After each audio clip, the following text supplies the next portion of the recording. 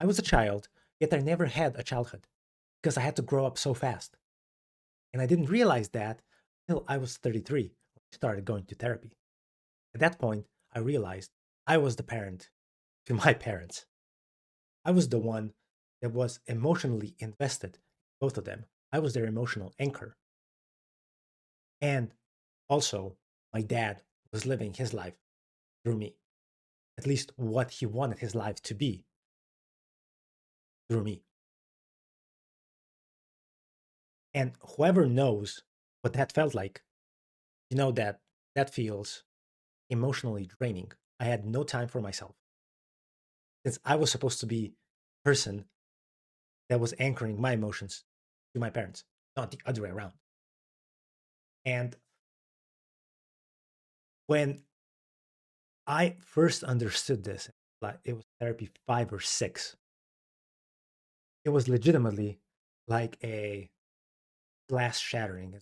Whoa, this happened. And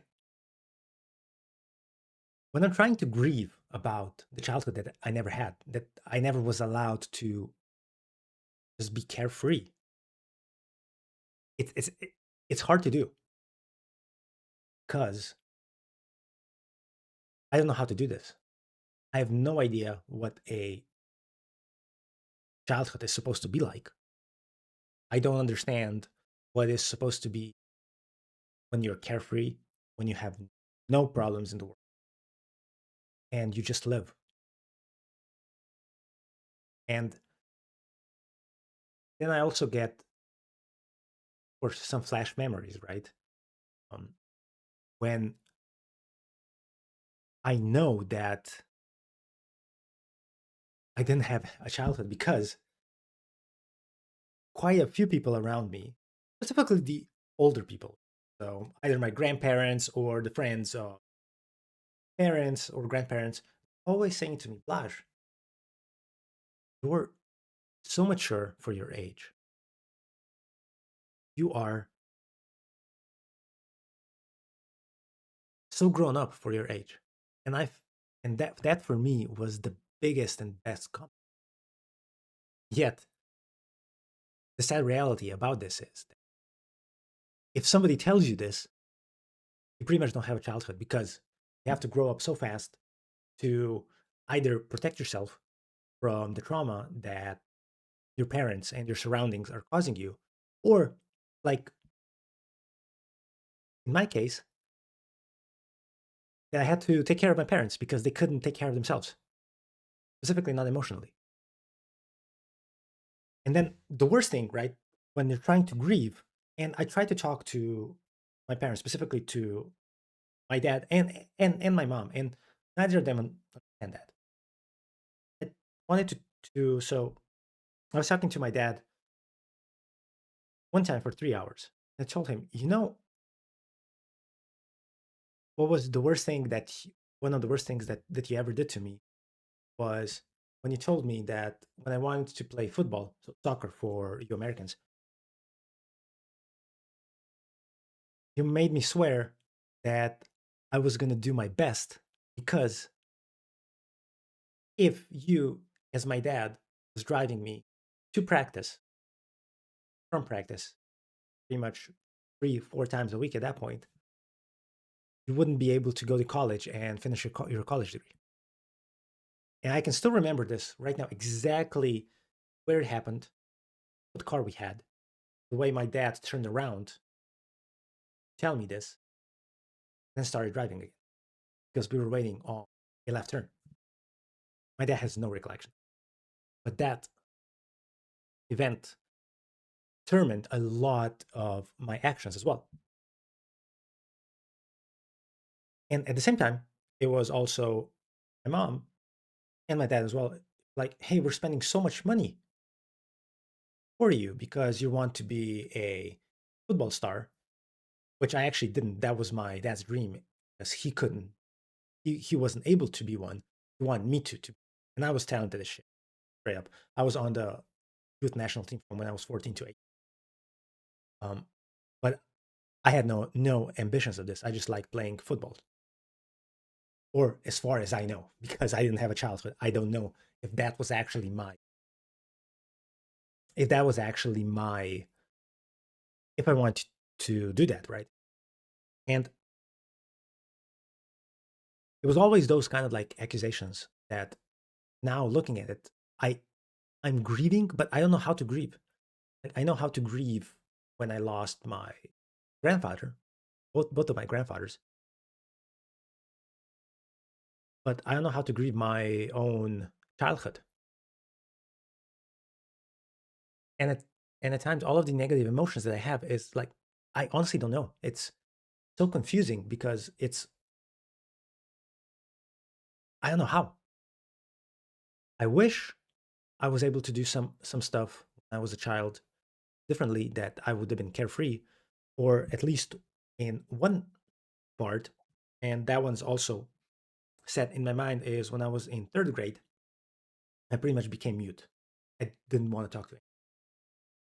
And they thought I was, in that case, mentally challenged.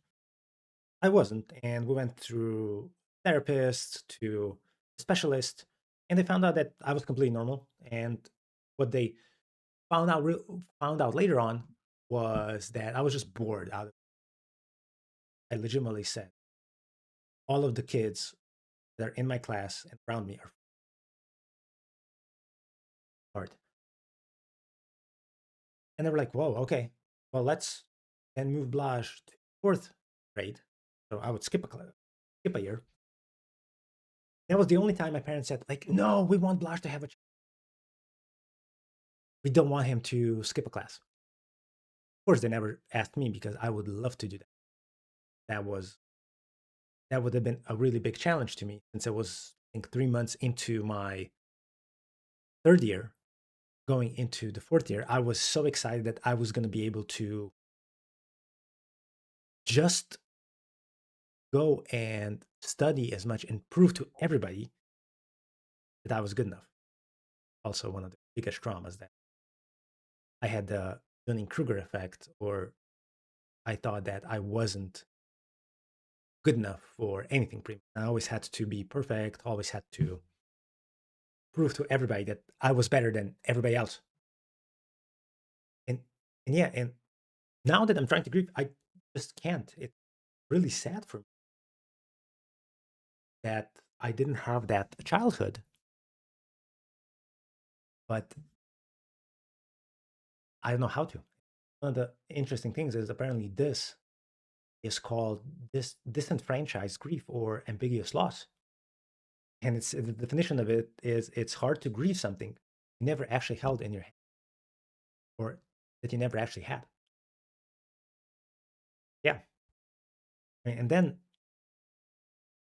you go on, and times I'm angry because that's straight up completely normal. I have a range of negative emotions about this, because yeah, I'm angry that I couldn't do that, but at the same time, I honestly don't remember childhood. Like, I have almost no record, due to me being so traumatized that my conscious brain put them somewhere so that it would be protecting me. I was constantly in freeze mode, or fawn mode, fawn mode, but also I was disassociating the majority of the time, although I didn't know that I was doing it. And my therapist still says that from grief, there's probably going to be anger as well. And we were talking about this a lot, that I have a lot of anger in me. I just am not pushing it out right now. I may actually never push it out, because what we were talking about is that I may actually process my trauma, the fact that I didn't have a childhood, without actually anger bursting. That's possible. But then another thing that comes into, kind of, I'm mourning a little bit of my unlived life. the things that I could have done if I didn't have trauma. Like legitimately, like I know this is a vanity thing at the moment, but I would have been already a millionaire at the moment if I didn't have that. Because with everything that I've been doing due to trauma, due to unresolved trauma, and I have not been able to live a life to the fullest potential of what I wanted to do it. And I lack generally some milestones. So as a result, so one of the examples is that my dad only viewed people or what he considers his friends or colleagues through two lenses. One of them is that he only called them whenever he needed them. And people also only called him when they needed him. There was no, hey, let's just hang out and do all of that stuff. Of course, unless they went out drinking because he is an alcoholic. And the main goal of that one was to get shit-faced and hammered. But other than that, he never called somebody because, hey, I thought of you, or let's just hang out and just talk. That was never the case, apart from football practices slash soccer practices, because he's also a coach. And he only talked about soccer and football, but at that point, he only gave advice to people and then wanted something because he gave them a favor. And so this is how I always saw people, pretty much. And of course, apart from having pretty much no feelings, and I lacked emotions due to being just emotionally drained by both parents, then it becomes hard. It becomes hard to network. It becomes hard to keep colleagues and friends because I didn't know what to do with them. And even now, it's 2026. I feel more alive than ever. But one of the things that I still find hard to do is follow up with people. I've networked with amazing people in the past 2 or 3 weeks, like the ones that I think I will be able to continue the conversation for years on end. But one of the things that's kind of like still holding me back is I don't follow up with them. I want to follow up with them, and I will tomorrow. I'm gonna almost force myself to write thank you notes and follow ups. But still, tomorrow, I've almost never done that. At least not in a way where I didn't need anything from them. I just wanted to be nice. I just wanted to have a nice collegial slash friendship relationship. And yeah, that was missing. And with my mom, she has no friends, which I also saw that, hey, friendships don't matter because they're just a waste of time and they're a waste of, in this case, my mom's. And then as a result, my time as well. Why would I be hanging out with somebody and just talking with them for an hour or two to, to do something? Just talk. What's the point? There's no benefit in it. I always had to be productive because that's what I was taught. You always have to do something with your life. You always have to be productive because if you don't, all of the investments that we made, all of our time, money, and effort, and my dad didn't go to college because of me, would be wasted. So Blash had to be productive in the morning till late in the evening. And that was pretty much my life over and over and over again. No friends, no colleagues. I woke up, went to school. After school, I had extracurricular activities. Packed every single one of them as much as I could. And I had to do homework. Of course, I went to practice and I fell asleep, tired, so tired. Yeah. And that was my life. And now that I'm grieving with it, is it's hard to do. I can only understand myself why I didn't have that. I oh, oh, other than that, I don't.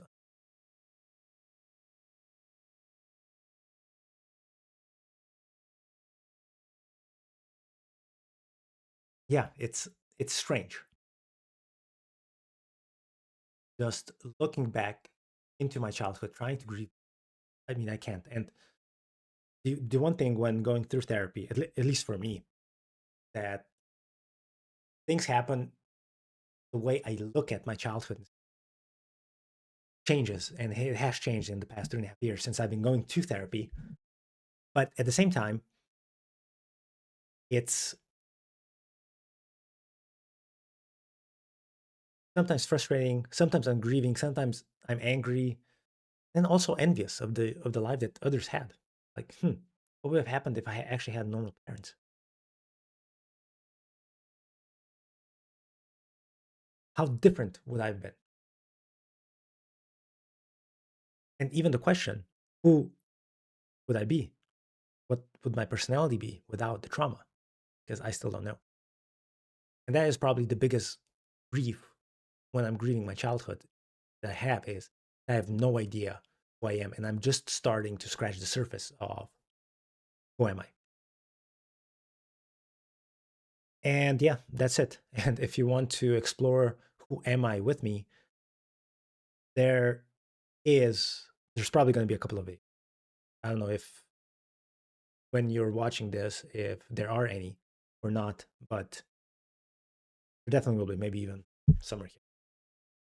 But yeah, if you have any questions or if you relate, like, comment, share below, because this is a channel that I really want people to just relate and know that you're not alone in this. Like I thought I was 33 years.